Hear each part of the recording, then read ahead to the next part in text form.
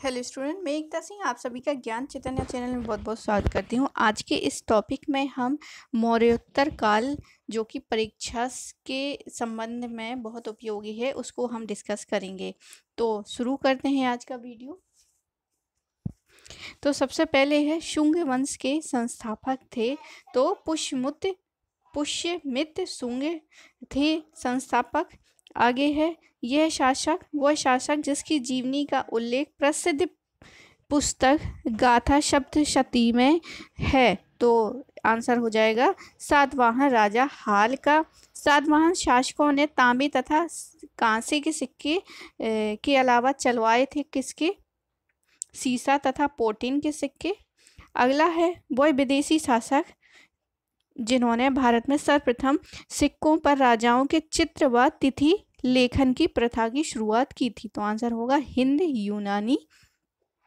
अगला है कुषाणों की राजधानी पेशावर यानी कि पुरुषपुर थी एवं दूसरी राजधानी मथुरा में थी। अगला है इतिहास में कनिष्क का नाम मुख्यतः दो कारणों से प्रसिद्ध है।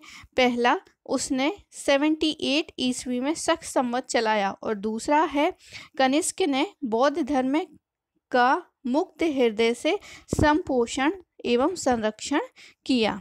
आगे है प्रसिद्ध चिकित्सा शास्त्री थे तो चाणक्य थे।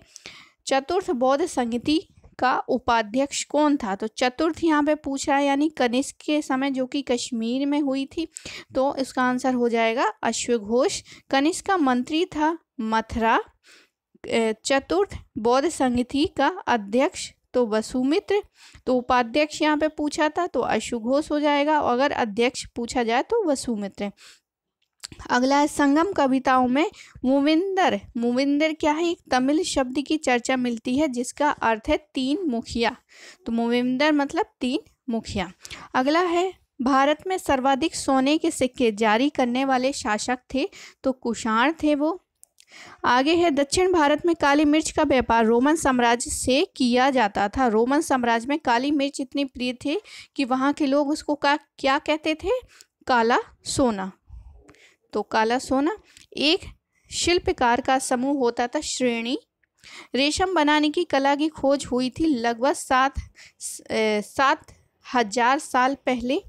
संगम का शाब्दिक अर्थ होता है साहित्यकारों की सभा, यानी कि जैसे कि संगम जैसे बहुत सारे साहित्यकार मिलके कोई सभा को संबोधित करे तो उसको संगम कहा जाता था। आगे है एक प्रसिद्ध पत्तन यानी बंदरगाह अरिकामेडू। उस समय अरिकामेडू ज़्यादा फेमस था बंदरगाह। लगभग 2000 वर्ष पूर्व वे शासक जो रेशम मार्ग पर नियंत्रण रखने के लिए सर्वाधिक प्रसिद्ध थे तो वही कुषाण हो जाएंगे हमारे। कुषाण के दरबारी चिकित्सक थे चरक। वह विदेशी कला जिसका प्रभाव गांधार कला पर हुआ तो यूनानी। एक लंबा एवं दोनों तरफ हत्थे लगा जाए तो एम्फोरा था। अर्थशास्त्र के अनुसार मौर्य काल में उत्तर पश्चिम प्रसिद्ध था किसके लिए? तो कंबल के लिए। उत्तर पश्चिम मतलब वही अफगानिस्तान पाकिस्तान ये वाला क्षेत्र उत्तर पश्चिम कहलाता था। तो वहाँ क्या है कंबल ज़्यादा फेमस हुआ करते थे। आगे अभिज्ञान शाकुंतलम लिखी थी कालिदास ने। सातवाहन वंश के शासकों की कार्यालयी भाषा थी प्राकृत। शक विजेता किसे जाना जाता है? शक विजेता जिसने शाकाहारी विक्रमादित्य की उपाधि धारण की थी तो वो थे चंद्रगुप्त द्वितीय। अगला है प्रथम गुप्त शासक जिसने परम भागवत की उपाधि धारण की थी तो परम भागवत की उपाधि भी चंद्रगुप्त द्वितीय ने की थी। पहला गुप्त शासक जिसने सोने के सिक्के जारी किए थे तो पहला गुप्त शासक जिसने सोने के सिक्के जारी किए थे वो हो जाएगा चंद्रगुप्त प्रथम। तो यहाँ चंद्रगुप्त प्रथम है, फिर समुद्रगुप्त है, समुद्रगुप्त का बेटा चंद्रगुप्त द्वितीय, इस तरह से। अगला है यह वह दक्षिण भारतीय राज्य जो अपनी नौसैनिक शक्ति हेतु प्रसिद्ध था। तो आंसर हो जाएगा हमारा चोल। अगला है इलाहाबाद में अशोक स्तंभ किस शासन के बारे में सूचना प्रदान करता है? तो एक तो गुप्त शासकों के बारे में बताता है। गुप्त शासकों में किसका? तो वो हो जाएगा समुद्रगुप्त के बारे में। अगला क्वेश्चन में कालिदास किसके शासनकाल में थे? तो वही चंद्रगुप्त द्वितीय के सेल्यूकस जिसको अलेक्जेंडर द्वारा सिंध एवं अफगानिस्तान का प्रशासक नियुक्त किया गया था, को किस भारतीय राजा ने हराया था? तो चंद्रगुप्त द्वितीय ने हराया था सेल्यूकस को।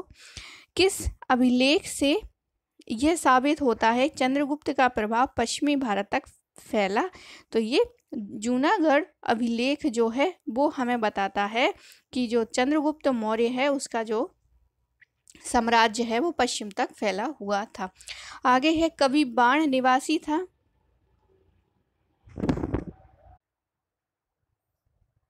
तो यहाँ पर देखते हैं कवि बाण निवासी था पाटलिपुत्र का। पाटलिपुत्र में स्थित चंद्रगुप्त महल मुख्यतः किसका बना था? तो चंद्रगुप्त मौर्य की यहाँ पे बात हो रही है, तो लकड़ी का। उत्तर एवं उत्तर पश्चिमी भारत में सर्वाधिक संख्या में तांबे के सिक्के जारी किए थे। तो सर्वाधिक तांबे के सिक्के किसने जारी किए थे? कुषाणों ने। मौर्यों के बाद दक्षिण भारत में सबसे प्रभावशाली राज्य था सातवाहनों का। शक संवत प्रारंभ होता है 78 ईस्वी से। आगे है विक्रम संवत कब से प्रारंभ होता है? तो यहाँ पे विक्रम संवत पूछा है, तो इसका हो जाएगा 57 ईसा पूर्व। कनिष्क के साथ सारनाथ बौद्ध प्रतिमा अभिलेख की तिथि है 81 ईस्वी सन। बिना बेगार के किसने सुदर्शन झील का जीर्णोद्धार करवाया था? तो रुद्र दमन ने। आगे है वर्तमान में कौन सा कैलेंडर दुनिया भर में सर्वमान्य है? तो ग्रेगोरियन कैलेंडर। भारत का राष्ट्रीय पंचांग किस पर आधारित था? तो शक संवत पर। शक संवत का प्रथम माह होता है चैत्र। शक वर्ष संवत का अंतिम माह होता है फागुन। काव्य शैली का प्राचीनतम नमूना किसके अभिलेख से मिलता है? तो काव्य शैली का प्राचीनतम नमूना जो है काठियावाड़ के रुद्र दमन के अभिलेख से मिलता है। आगे है अभिलेख जिससे यह प्रमाणित होता है कि चंद्रगुप्त का प्रभाव पश्चिम भारत पर था। तो रुद्र दमन के जूनागढ़ अभिलेख से। आगे शुंग वंश के बाद किस वंश ने भारत पर विजय राज किया था? तो कंड ठीक है, कण्वा या कंड वंश ने। आगे है अब गुप्त काल से संबंधित है। गुप्त काल समुद्रगुप्त की सैनिक उपलब्धि का वर्णन उनके किन अभिलेख में उपलब्ध है? तो आंसर होगा हमारा प्रयाग में। गुप्त सम्राट जिसने हुणों को पराजित किया था, तो स्कंदगुप्त था वो। गुप्त काल में उत्तर भारतीय व्यापार किस पत्तन से संचालित होता था? तो गुप्त काल में उत्तर भारतीय व्यापार जो है ताम्रलिप्ति से होता था। गुप्त शासकों द्वारा जारी किए गए चांदी के सिक्के कहलाते थे रूपक। कौन गुप्त काल में अपनी आयुर्विज्ञान विषयक रचना के लिए जाना जाता है? तो सुश्रुत। मीमांसा दर्शन के अनुसार मुक्ति संभव थी कर्म से। गुप्त काल में संस्कृत नाटकों में स्त्री और शूद्र बोलते थे प्राकृत भाषा। प्रथम गुप्त शासक जिसने परम भागवत की उपाधि धारण की थी वह था चंद्रगुप्त द्वितीय। अगला क्वेश्चन अगला देखते हैं। अगला पॉइंट है प्राचीन भारत में किस वंश का शासनकाल स्वर्ण युग कहा जाता है? तो आंसर हो जाएगा गुप्त युग। कालिदास द्वारा रचित मालविका अग्निमित्रम नाटक का नायक कौन है? तो यहाँ पे जो अग्निमित्र हैं वही इसके नायक हैं। आगे है कौन सा राजवंश हुणों के आक्रमण से अत्यंत विचलित हुआ? तो गुप्त।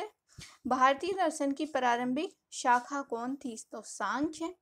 न्याय दर्शक में प्रवर्तक थे गौतम। हुणों ने भारत पर आक्रमण किया था स्कंदगुप्त के शासनकाल में। गुप्त काल में किसने आयुर्विज्ञान के विषय की रचना की थी? तो सुश्रुत ने। विक्रम एवं शक में कितना अंतर है? तो 135 का है। गुप्त वंश ने किस अवधि में शासन किया था? तो 319 ईस्वी से लेकर 550 ईस्वी तक। आगे है किसके शासन काल में हुणों ने भारत पर हमला किया था? तो स्कंद गुप्त ने, स्कंदगुप्त ने ही इसको हराया था हुओं को। गुप्त काल का कौन सा शासक नेपोलियन के नाम से जाना जाता है? तो समुद्रगुप्त। गुप्त संवत की स्थापना किसने की थी? तो चंद्रगुप्त प्रथम ने। तो पूछा जाए कि गुप्त संवत की स्थापना किसने की थी? तो चंद्रगुप्त द्वितीय, चंद्रगुप्त प्रथम, समुद्रगुप्त या स्कंदगुप्त। तो हमारा आंसर होना चाहिए चंद्रगुप्त प्रथम। आगे है, किस शासक वंश ने मंदिरों एवं ब्राह्मणों को सबसे अधिक ग्राम अनुदान दिए थे? तो गुप्त वंश। गुप्त युग में भूमि राजस्व की दर क्या थी? उपज का छठा भाग। ठीक है, तो उपज का छठा भाग जो है वो भू राजस्व की दर वहां पे होती थी। नालंदा विश्वविद्यालय की स्थापना का युग जो है वो है गुप्ता है। कुमार गुप्त ने जो है उसकी स्थापना में योगदान दिया था। गुप्तोत्तर काल में प्रमुख व्यापारिक केंद्र था उज्जैन। बाल विवाह की प्रथा आरंभ हुई थी गुप्त काल से ही, बाल विवाह जो है वो दिखाई पड़ता है। आगे दक्षिण भारत, चोल, चालुक्य, पल्लव एवं संगम युग की यहाँ पे हम पॉइंट देखते हैं। तोलकाप्पियम ग्रंथ संबंधित है व्याकरण और काव्य से। तमिल ग्रंथों में किसे लघु देव की संज्ञा दी गई? तो कुराल को। चोल शासकों के शासन काल में निम्नलिखित में से कौन सा वरीयम उद्यान प्रशासन का कार्य देखता था? तो टोटू वरीयम जो है वो शासन काल में जो है उद्यान जो है उद्यान प्रशासन को देखने वाले टोटवरियम थे। वो है चोल राजा कौन था जिसने श्रीलंका को पूर्ण स्वतंत्रता दी और सिंघल राजकुमार के साथ अपनी पुत्री का विवाह भी किया था? तो आंसर होना चाहिए कुलोतुंग प्रथम। चोल राजाओं ने किस राजा ने सीलोन पर विजय प्राप्त की थी? तो आंसर होगा हमारा राजेंद्र प्रथम। चोल काल में निर्मित नटराज की कांस्य प्रतिमा की देवकृति प्राय क्या है? चतुर्भुज है। चोल के अधीन ग्राम प्रशासन की बहुत से ब्यौरे जिन शिलालेखों में है वे कहाँ है? उत्तर मेरू में।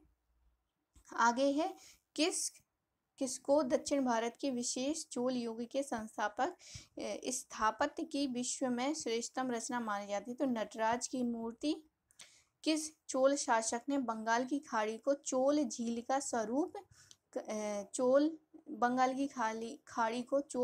स्वरूप कर दिया था? तो राजेंद्र प्रथम ने। तृतीय संगम कहाँ हुआ था? तो मदुरई में। चालुक्य, पल्लव, राष्ट्रकूट और सातवाहन में सबसे पुराना राजवंश जो है वो है सातवाहन। प्रसिद्ध दक्षिणी राज्य का प्रसिद्ध जो है तोलक्कम का युद्ध जो हुआ था चोल और राष्ट्रकूटों के मध्य हुआ था। तक्कोलम का युद्ध जो है चोल और राष्ट्रकूटों के मध्य हुआ था। किस राजवंश के शासक अपने शासन काल में ही अपना उत्तराधिकारी घोषित कर देते थे? तो ये आंसर है चोल। एलोरा गुफाओं को निर्माण करवाया था राष्ट्रकूटों ने और कृष्ण प्रथम ने। चित्रगुप्त स्वामी मंदिर जिसे चित्रगुप्त का एकमात्र मंदिर माना जाता है वो कहाँ है? तो उज्जैन में। द्रविड़ शैली के मंदिरों में गोपुरम से तात्पर्य है तोरण के ऊपर अलंकृत एवं बहुमंजिल भवन से है। चट्टानों को काटकर महाबलीपुरम का मंदिर किसके द्वारा बनवाए गए थे? तो पल्लव के द्वारा। 72 चीनी व्यापारी चीन में किसके काल में भेजे गए थे? तो कुलोतुंग प्रथम के समय में। किस दक्षिण भारतीय राज्य में उत्तम ग्राम प्रशासन थी? तो चोलों के समय में। चालुक्य राजधानी कहाँ स्थित थी? बापाटी। चालुक्य वंश का सबसे महान शासक था पुलकेशिन द्वितीय जिन्होंने हर्षवर्धन को हराया था। एक चालुक्य अभिलेख की तिथि अंकन में शक संवत का वर्ष जो है 556 दिया हुआ है उसका तुल्य वर्ष, तो 556 में 78 को क्या कर देंगे, जोड़ देंगे, तो हमारा जो है वो ईस्वी निकल के आ जाएगी। आगे, नटराज की प्रसिद्ध कांस्य मूर्ति का उत्कृष्ट उदाहरण है तो चोल कला का। चोल साम्राज्य को अंततः किसने समाप्त किया था, तो मलिक कफूर ने। ठीक है, तो मलिक कफूर ने इसको चोल साम्राज्य को समाप्त किया था। खजुराहो के मंदिरों को किसने बनवाया था, तो चंदेलों ने। चंदेल राजाओं के निर्माण किया था खजुराहो का मंदिर। दक्षिण भारत के किस वंश के राजा को रोम राज्य में एक दूत 26 ईसा पूर्व भेजा था, तो पांड्य को। संगम युग में ओयूर किस लिए विख्यात था, कपास के व्यापार का महत्वपूर्ण केंद्र था। संगम युग में ओयूर जो है किस लिए विख्यात था, तो कपास के व्यापार का महत्वपूर्ण केंद्र था। प्राचीन काल का वह राज्य जो नौसेना के लिए प्रसिद्ध था, तो चोल। चोल शासकों के समय बनी हुई प्रतिमाओं में सबसे अधिक विख्यात हुई है नटराज शिव की कांसे की प्रतिमा। गांवों के शासन को स्वायत्तशासी पंचायतों के माध्यम से संचालित करने की व्यवस्था का सूत्रपात किसने किया था, तो द्रविड़ों ने। परीक्षा उपयोगी कुछ और भी है गुप्त वंश के, तो उसको भी देख लेते हैं। तो यहाँ पर गुप्त वंश की स्थापना हुई थी 319 ईस्वी में। ठीक है, तो 319 ईस्वी में गुप्त वंश की स्थापना हुई थी। वही गुप्त शासक जिसको भारत का नेपोलियन कहा गया, समुद्रगुप्त को। समुद्रगुप्त के राजकवि हरिशेन ने अभिलेख लिखा है प्रयाग प्रशस्ति। गुप्त शासकों की राज दरबारी भाषा थी संस्कृत। वही गुप्त शासक जिसको उसने सिक्कों पर बीड़ा बजाते हुए दिखाया गया, तो समुद्रगुप्त। कला एवं स्थापत्य के लिए अधिक प्रसिद्ध था गुप्त राजवंश। अजंता एवं एलोरा कलाकृतियां संबंधित थीं गुप्त काल से। चंद्रगुप्त द्वितीय के राजकवि जिन्हें भारत का शेक्सपियर भी कहा जाता था, तो आंसर होगा कालिदास।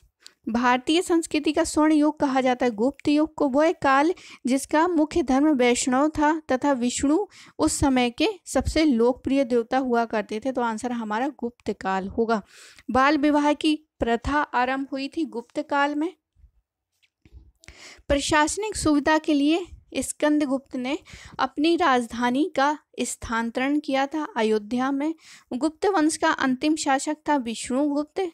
भुक्तियों यानी नगर प्रांत का विभाजन गुप्त काल में अनेक जिलों में किया जाता था। इन जिलों को कहा जाता था विषय। 2 गुप्तकालीन मंदिर जो ईंटों से बने हैं, एक तो भीतरगांव का मंदिर है और दूसरा जो है वो लक्ष्मण मंदिर। तो ये वाला जो क्वेश्चन है वो UGC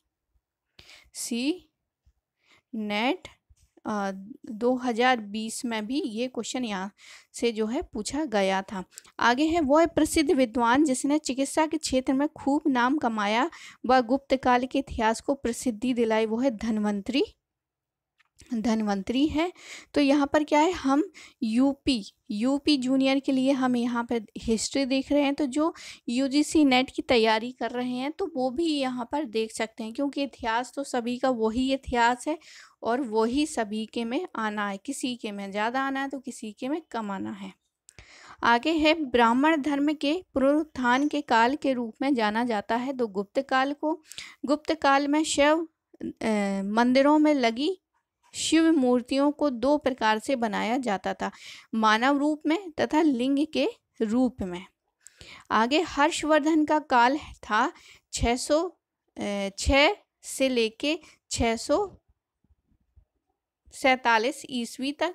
पुष्यभूति राजवंश से संबंधित हर्षवर्धन गणितज्ञ तथा खगोल शास्त्री आर्यभट्ट ने आर्यभट्टीय पुस्तक जो लिखी थी वो कौन सी भाषा में, तो संस्कृत में। राजा हर्षवर्धन के दरबारी कवि बाणभट्ट ने अपनी जीवनी हर्षचरित लिखी थी तो संस्कृत भाषा में। महाराजा धीराज की उपाधि धारण करने वाला प्रथम गुप्त शासक था चंद्रगुप्त प्रथम। पंच सिद्धांतिका के रचयिता थे 12 मिहिर। समुद्रगुप्त के बाद चंद्रगुप्त द्वितीय मगध की गद्दी पर बैठा। उसने शकों को पराजित कर निम्न उपाधि धारण की थी। शाकाहारी विक्रमादित्य की, राजा हर्ष का साम्राज्य फैला था पश्चिमी सागर से पूर्वी सागर तक। राजा हर्षवर्धन की राजधानी कन्नौज थी। चंद्रगुप्त द्वितीय के शासनकाल के दौरान भारत का दौरा किया था फाहियान ने। तो चंद्रगुप्त द्वितीय के समय में फाहियान आए थे और हेनसांग हर्षवर्धन के समय में। आगे है गुप्त काल में सुदूर पश्चिम में प्रसिद्ध व्यापारिक केंद्र था पैठन।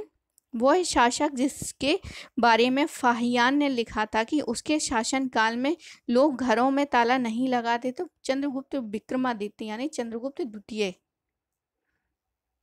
ठीक है, तो चंद्रगुप्त विक्रमादित्य के समय में विदेशी मत के पक्षधर विद्वान जो राजपूत को शक, कुषाण तथा हूण आदि विदेशी जातियों की संतान मानते हैं, तो कर्नल टॉड, इन्होंने क्या है राजस्थान से संबंधित राजपूताना इतिहास लिखा है। तो एक ये हिस्टोरियन है। आगे है जो कि उदयपुर में काफी समय तक रहकर वहां पर इतिहास लेखन का कार्य किया है। आगे देखते हैं परशुराम द्वारा क्षत्रियों के संपूर्ण विनाश के बाद वरिष्ठ ब्राह्मण ने पर्वत पर जाकर यज्ञ किया, जिससे चौहान, परमार, परिहार व सोलंकी 4 राजपूत वंश उत्पन्न हुए। वह यज्ञ उन्होंने किया था तो माउंट आबू पर्वत पर।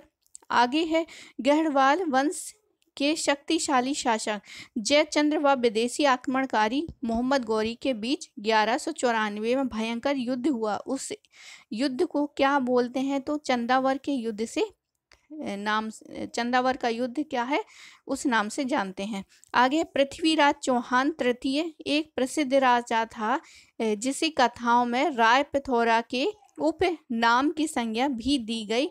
वह निम्न राजपूत वंश से संबंधित था, तो वो है चौहानों वंश से।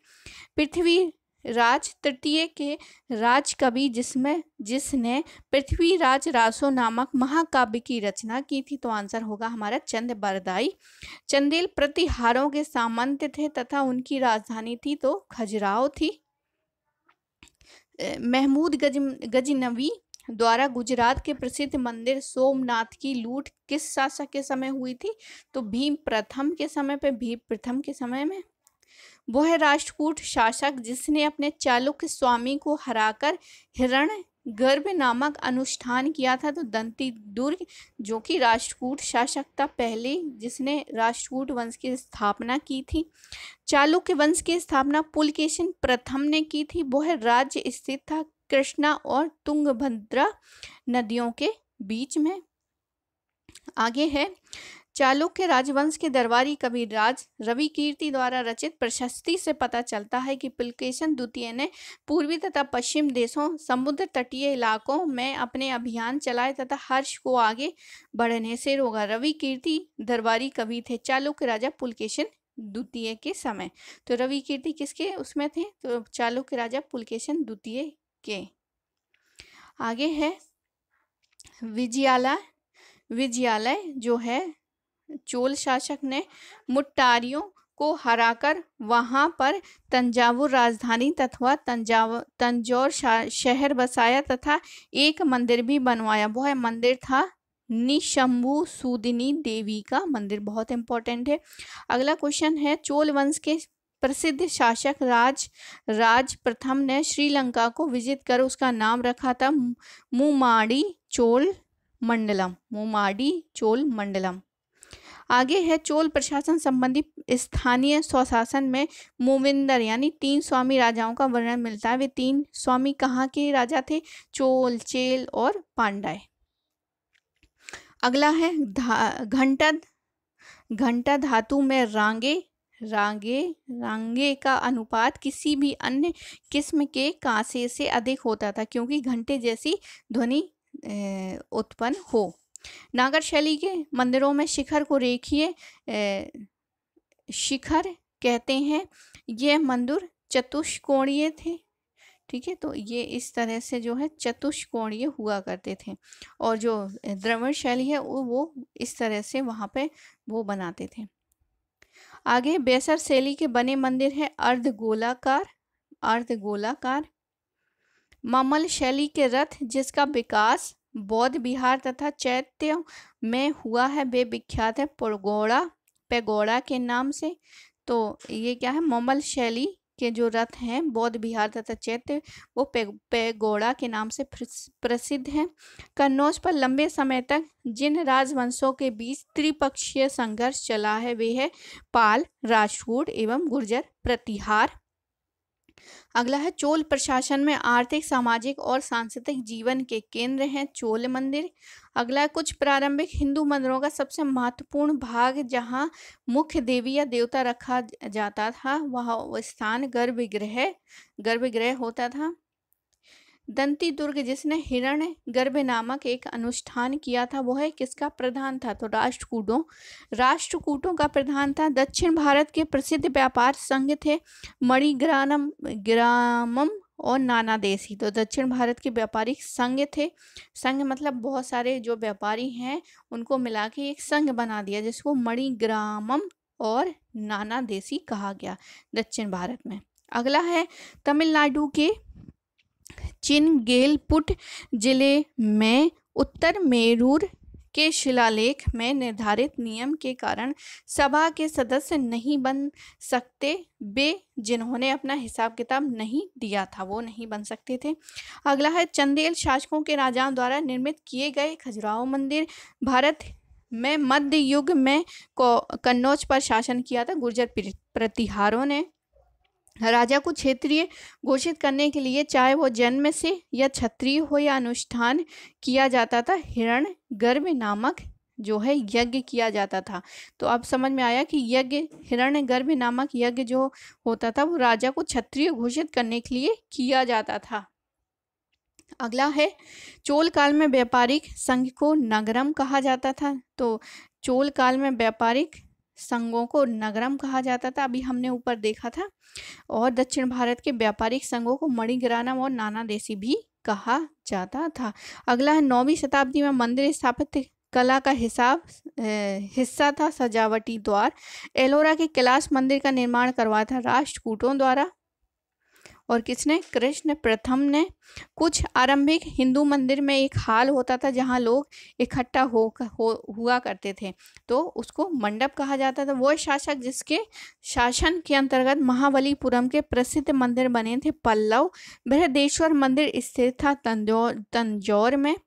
विष्णुपाद मंदिर स्थित है गया में। विष्णुपाद जो है वो गया में। वह वंश जिसके राजा के काल में भोरम देव का मंदिर निर्मित हुआ था। तो भोरम देव हमने पहले भी पढ़ा है। फणिनाथ वंश के मध्यकालीन भारत में मंदिरों को सांस्कृतिक गतिविधियों के केंद्र के रूप में माना जाता था। आई होप आपको ये वीडियो पसंद आया तो प्लीज़ लाइक करिए, शेयर कीजिए और ज़्यादा से ज़्यादा सब्सक्राइब कीजिए। आप सभी का बहुत बहुत धन्यवाद। मिलते हैं अगले टॉपिक के साथ जो कि हमारा होगा 6वीं शताब्दी ईस्वी का धार्मिक तथा सामाजिक विकास। आप सभी का बहुत बहुत धन्यवाद।